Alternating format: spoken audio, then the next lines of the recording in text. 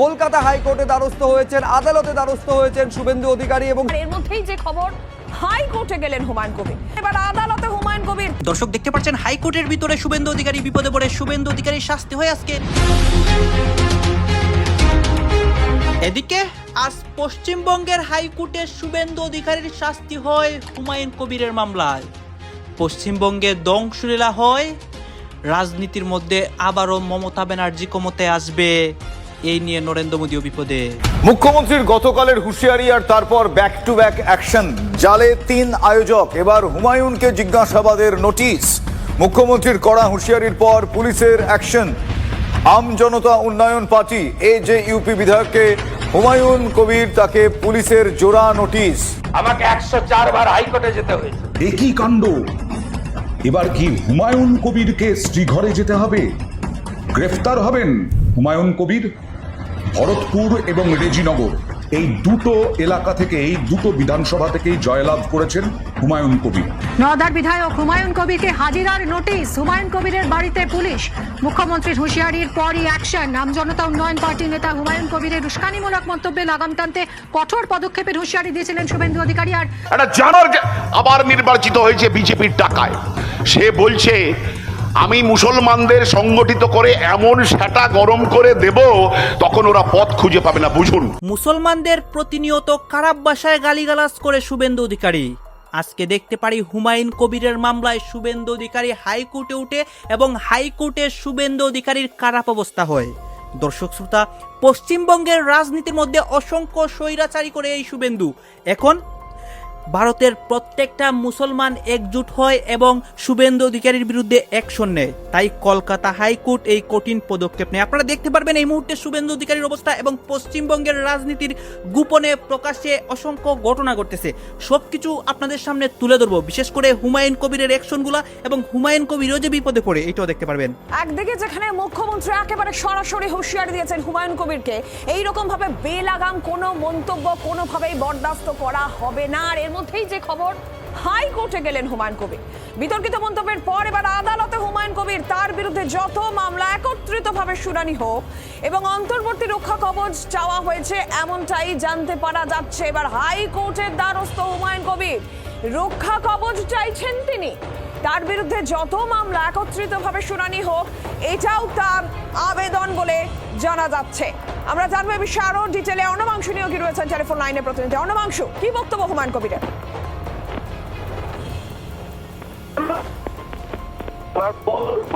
কলকাতা হাইকোর্টে দ্বারস্থ। অর্ণবাংশু, কথা স্পষ্ট হচ্ছে না।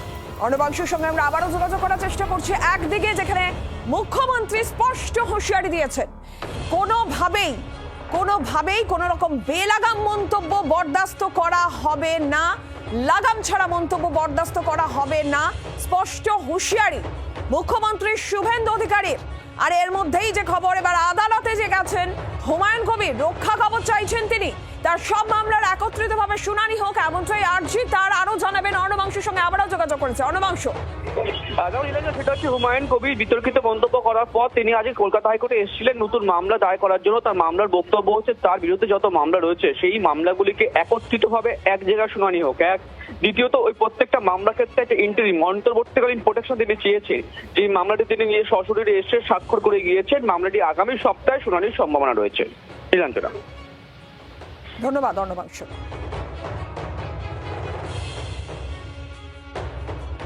যেমনটা মুখ্যমন্ত্রী, যেমনটা আপনাদের জানাচ্ছিলাম যে স্পষ্ট হুঁশিয়ারি হুমায়ুন কবিরের উদ্দেশ্যে আজকে বিধানসভায় স্পষ্ট হুঁশিয়ারি মুখ্যমন্ত্রী। ঠিক কি বললেন শুভেন্দু অধিকারী? একটা জানার আবার নির্বাচিত হয়েছে বিজেপির টাকায়, সে বলছে আমি মুসলমানদের সংগঠিত করে এমন সেটা গরম করে দেব তখন ওরা পথ খুঁজে পাবে না। বুঝুন, তাহলে কেন হিন্দুরা এখানে সংখ্যাগরিষ্ঠ? আমাদের ভারতবর্ষ শেখায়নি ভারতবর্ষ হিন্দুদের না মুসলমানদের? ভারতবর্ষ মানুষের, ভারতবর্ষ খেটে খাওয়া শ্রমজীবী মানুষের। তাহলে রবীন্দ্রনাথ আমাদের শিখিয়েছে ধর্মের বেশে মোহ এসে যারে ধরে সে শুধু মারে আর মরে। আমাদের শিখিয়েছে নজরুল ইসলাম, জাতের নামে বজ্জাতি সব জাত জুয়ারি খেলছো জুয়া। তাহলে সেই রবীন্দ্রনাথ নজরুলের দেশ আমার রাজ্য, সেই মাটিকে সাম্প্রদায়িকতার রক্তে এরা হোলি খেলতে চাইছে। মানুষের যে মৌলিক দাবি শিক্ষা, মানুষের মৌলিক দাবি স্বাস্থ্য, মানুষের মৌলিক দাবি বাসস্থান, মানুষের মৌলিক দাবি কর্মসংস্থান। প্রথম কথা, বাজারে ভ্যানিশিং পাউডার দেখা যাচ্ছে কিনা? আরে দেখেছেন? আর দেখেছেন বলেই এই দেখেছেন আঙ্গুলের কালি এখনো রয়েছে, আপনারা খুঁজে দেখুন। কিন্তু যে দল খুব লাফালাফি করছিল সেই দলটাই ভোটের কালি ওঠার আগে দলই উঠে গেল, গেছে কিনা? আর এই যারা এই দল নিয়ে আমাদের উপরে, অর্থাৎ সাধারণ খেটে খাওয়া শ্রমজীবী মানুষের উপরে, গরিব ক্ষেতমজুরদের উপরে, অর্থাৎ গরিব মেরে যারা কাছারি গরম করত, সেই কাছারি গরম করার নেতাদের একটার পর একটা কাছা খোলা শুরু হয়েছে, দেখেছেন তো? এখন যা যা খুলেছে ভালো, আমরা তো দেখছি যে কারো গামছা খুলে যাচ্ছে, কারো প্যান্ট খুলে যাচ্ছে। আর এই মিডিয়া, সোশ্যাল মিডিয়ার দৌলতে গোটা ভারতবর্ষ নয়, গোটা দুনিয়ার মানুষ দেখছে যে তৃণমূল নামক যে দলটা, সেই দলের নেতা কর্মীদের কি পরিণতি হয়েছে। আমরা বারে বারে বলেছিলাম যে দেখুন, এই দলটা আরএসএস এর অঙ্কুরে তৈরি হয়েছে, আরএসএস এর লেবার রুম থেকে এটা তৈরি হয়েছে। আরএসএস 1925 সালে যা ভারতবর্ষে তৈরি হয়েছিল, একটা সাম্প্রদায়িক মতাদর্শকে হাতিয়ার করে। যারা ভারতবর্ষের পতাকা তারা মানে না, ভারতবর্ষের সংবিধানকে তারা মানে না, ভারতবর্ষের জাতীয় সঙ্গীত তাকে তারা মানে না, ভারতবর্ষের নয় গোটা দুনিয়ার বন্দিত কবি বিশ্বগুরু রবীন্দ্রনাথকে এরা মানে না, সাম্প্রদায়িক সম্প্রীতির কবি, বিদ্রোহী কবি নজরুল ইসলামকে এরা মানে না। তাহলে এরা কি মানে? এরা মানে মনুবাদ। যে মনুবাদ শেখায় মেয়েরা হচ্ছে নরকের কীট, যে মনুবাদ শেখায় মেয়েরা হচ্ছে শুধু সন্তান উৎপাদনের যন্ত্র, যে মনুবাদ শেখায় মেয়েরা শুধু পুরুষদের ভোগ করার বস্তু, এর নাম হচ্ছে মনুবাদ। সেই মনুবাদকে হাতিয়ার করে এই ভারতবর্ষের সমাজ সংস্কৃতিকে যারা মধ্যযুগে ফিরিয়ে নিয়ে যেতে চায়, তাদের নাম আরএসএস। তাহলে আরএসএস সরাসরি রাজনীতিতে আসতে পারে না কেন? আপনারা জানেন অনেকে, এবং চর্চা হওয়া উচিত, যে ভারতবর্ষের জাতির জনক মহাত্মা গান্ধী, তাকে খুন করেছিল একজন আরএসএস এর সৈনিক নাথুরাম গডসে। সেই নাথুরাম গডসেকে যখন হত্যা করা হচ্ছে, আমাদের ভারতবর্ষের স্বরাষ্ট্রমন্ত্রী ছিলেন সর্দার বল্লভভাই প্যাটেল, সেখানে অভিযোগ করলো ভারতবর্ষের আম জনতা, স্বাধীনতা সংগ্রামী থেকে শুরু করে সমস্ত বর্ণ ধর্মের মানুষ, এবং সেই সময় ভারতবর্ষে আরএসএস কে ব্যান করে দেওয়া হয়েছিল, বাতিল করে দেওয়া হয়েছিল, নিষেধাজ্ঞা জারি করা হয়েছিল। মুখ্যমন্ত্রীর গতকালের হুঁশিয়ারি আর তারপর ব্যাক টু ব্যাক অ্যাকশন, জালে 3 আয়োজক, এবার হুমায়ুনকে জিজ্ঞাসাবাদের নোটিশ। মুখ্যমন্ত্রীর কড়া হুঁশিয়ারির পর পুলিশের অ্যাকশন। আম জনতা উন্নয়ন পার্টি AJUP বিধায়ককে হুমায়ুন কবির, তাকে পুলিশের জোড়া নোটিশ। হুমায়ুনের বাড়িতে শক্তিপুর এবং রেজিনগর থানায় নোটিশ। হুমায়ুনকে জিজ্ঞাসাবাদের জন্য 2টি থানা থেকেই তলব করা হয়েছে।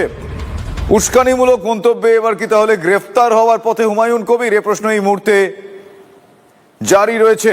আমার সহকর্মী কৌশিক এই মুহূর্তে রয়েছেন আমার সঙ্গে, কৌশিকের সঙ্গে কথা বলবো। কৌশিক, আমি প্রথমেই জানতে চাইবো যে আয়োজক সংস্থার তিনজন আয়োজককে গ্রেফতার করা হয় গতকাল মুখ্যমন্ত্রীর হুঁশিয়ারির পর, এবার হুমায়ুন কবিরকে নোটিশ। নোটিশে কোন কোন বিষয়গুলো এক্স্যাক্টলি উল্লেখ রয়েছে? দেখো, যে নোটিশ করা হয়েছে সেই নোটিশে মূলত উল্লেখ রয়েছে যে 352, 53 এবং বেশ কিছু ধারা রয়েছে, যেগুলো সাম্প্রদায়িক হিংসা বা এলাকায় উস্কানিমূলক ধারা, সেই সমস্ত ধারা রয়েছে, এবং তাকে জিজ্ঞাসাবাদের জন্য ডাকা হয়েছে। এবং প্রথম দিন 3 তারিখ শক্তিপুর থানা পুলিশের পক্ষ থেকে ডাকা হয়েছে শক্তিপুর থানায় জিজ্ঞাসাবাদের জন্য, এবং পরের দিন রেজিনগর থানায় ঠিক একই ধরনের মামলা রয়েছে, যে ধারাগুলি সে একই ধারা রয়েছে, এবং রেজিনগর থানা পুলিশের পক্ষ থেকে শতপ্রণোদিত মামলায়ও তাকে জিজ্ঞাসাবাদের জন্য পরের দিন অর্থাৎ 4 তারিখে তাকে ডাকা হয়েছে, এবং তার বাড়িতে কিন্তু নোটিশ দেওয়া হয়েছে ইতিমধ্যেই পুলিশের পক্ষ থেকে। এবং সেই সমস্ত যে হুমায়ুন কবিরকে যেভাবে যে ধারাগুলি দেওয়া হয়েছে, মূলত জিজ্ঞাসাবাদ করা হবে যে কি কারণে তিনি ওইখানে মন্তব্য করেছিলেন, কারণ তার আগে কিন্তু 3 জনকে ইতিমধ্যে মুখ্যমন্ত্রী নির্দেশের পরে 3 জনকে গ্রেপ্তার করা হয়েছে, এবং এই 3 জন গ্রেপ্তারের পরে কিন্তু হুমায়ুন কবিরকে নোটিশ দেওয়া যথেষ্ট তাৎপর্যপূর্ণ, এবং মনে করা হচ্ছে হুমায়ুন কবির কিন্তু গ্রেপ্তার হতে পারে এই ঘটনায় যে ধরনের তিনি মন্তব্য করেছিলেন, সেই কারণে তাকে জিজ্ঞাসাবাদের জন্য আগে নোটিশ দেওয়া হচ্ছে। ভারতীয় ন্যায় সংহিতার যে নতুন আইন, সেই নতুন আইন অনুযায়ী জিজ্ঞাসাবাদের জন্য পূর্বেই জানাতে হয়, সেই কারণেই তাকে নোটিশ দেওয়া হচ্ছে। তবে এই জিজ্ঞাসাবাদের যদি পুলিশ অসন্তুষ্টি মেলে সেক্ষেত্রে কিন্তু তাকে গ্রেপ্তার করা হবে এমনটাও মনে করা হচ্ছে। বেশ, গতকাল শুভেন্দু অধিকারী তিনি কিন্তু স্পষ্টতই হুঁশিয়ারি দিয়েছিলেন যে এই ধরনের মন্তব্য একেবারেই বরদাস্ত করা হবে না। তিনি এনাফ ইজ এনাফ বলেছেন। কিন্তু গত শুক্রবার রেজিনগরের সভা থেকে ঠিক কি উস্কানিমূলক মন্তব্য হুমায়ুন কবির করেছিলেন আপনারা এর আগেও শুনেছেন, আরো একবার মনে করাই, আসুন শুনি। এখানে ভোটে হেরেও বিজেপি মনে করছে আমি এমএলএ, এখানে এমন আস্ফালন করে বেড়াচ্ছে। তা আমি শুভেন্দু অধিকারীকে সেদিন বলেছি যে আপনি ভোটে জিতেছেন। ব্যাখ্যার অপেক্ষা রাখে না। গতকাল বিধানসভায় মুখ্যমন্ত্রী শুভেন্দু অধিকারী তিনি কিন্তু যা বলেছেন সেরকমই ব্যাক টু ব্যাক দেখতে পাওয়া গিয়েছে। আয়োজকদেরকে আগে তুলবো, তারপর তার কাছে যাব। আয়োজকদের তোলা হয়ে গিয়েছে সোমবার, গতকালই আয়োজকদের তোলা হয়ে গিয়েছে। 3 আয়োজককে নিয়ে যাওয়া হয়েছে, গ্রেফতার করা হয়েছে। কিন্তু আজ যে ছবিটা এই মুহূর্তে আপনারা এক্সক্লুসিভ দেখছেন, এই যে ইউপি বিধায়ক হুমায়ুন কবিরের বাড়িতে নোটিশ দিতে যাচ্ছে পুলিশ, সেই ছবি দেখছেন আপনারা এই মুহূর্তে TV9 বাংলার পর্দায়।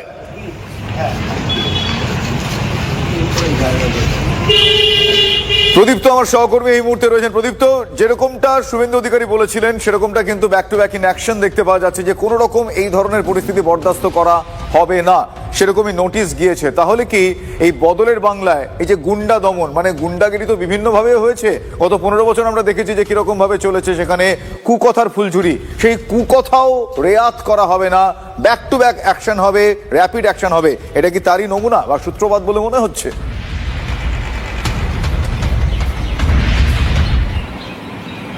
দেখো, শুভেন্দু অধিকারী যে কথা বলেছিলেন, যে তুমি যেমনটি বললে যে তিনি একেবারেই সরাসরি বলেছিলেন যে যারা আয়োজন করেছিলেন তাদেরকে আগে তুলবো, তারপর আপনার কাছে যাব। ইতিমধ্যেই যে আয়োজক যারা ছিলেন অর্থাৎ আনিসুর রহমান, গোলাম মোস্তাফা এবং আমিনুল শেখ, তাদেরকে পুলিশ গ্রেপ্তার করেছে। এই মুহূর্তে বহরমপুর আদালতে তাদেরকে নিয়ে যাওয়া হচ্ছে এবং তারপরেই দেখা গেল যে শক্তিনগর পিএস এবং থানা এবং রেজিনগর থানা তারা কিন্তু পৌঁছালেন হুমায়ুন কবিরের বাড়িতে। অর্থাৎ শুভেন্দু অধিকারী যা যা বলেছিলেন ঠিক সেভাবেই এগোনো হচ্ছে। এখন দেখার বিষয় যে হুমায়ুন কবির তিনি এই বক্তব্যের পর, জিজ্ঞাসাবাদের পর, একদিকে বিধানসভায় গুন্ডা দমন বিল পেশ, অন্যদিকে হুমায়ুন কবিরের বিরুদ্ধে জোড়া এফআইআর।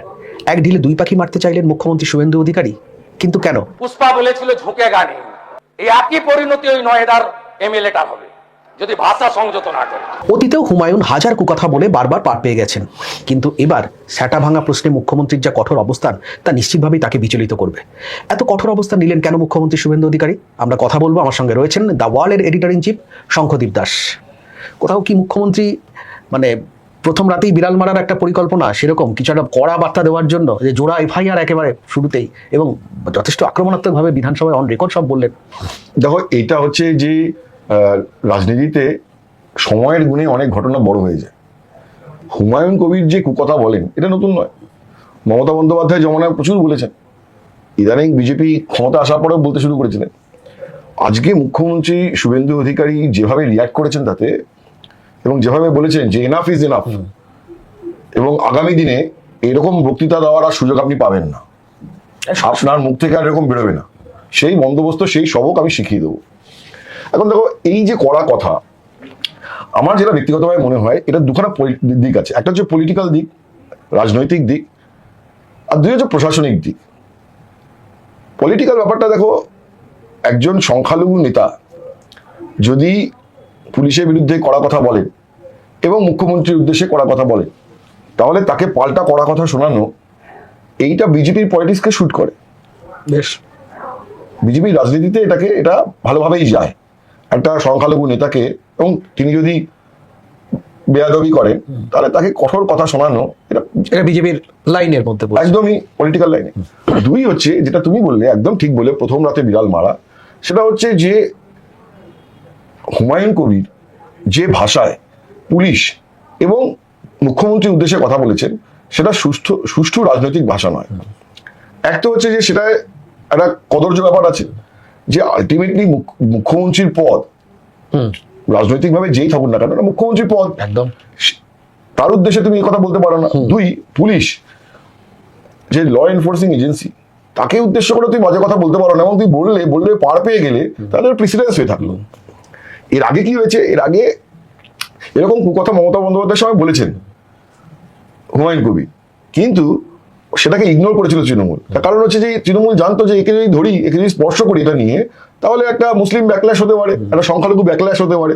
তার ফলে সব দেখেও এসব হম্বি তম্বি, ঠিক আছে, সব সহ্য করেছিল। বিজেপি তো সেই দায়নি।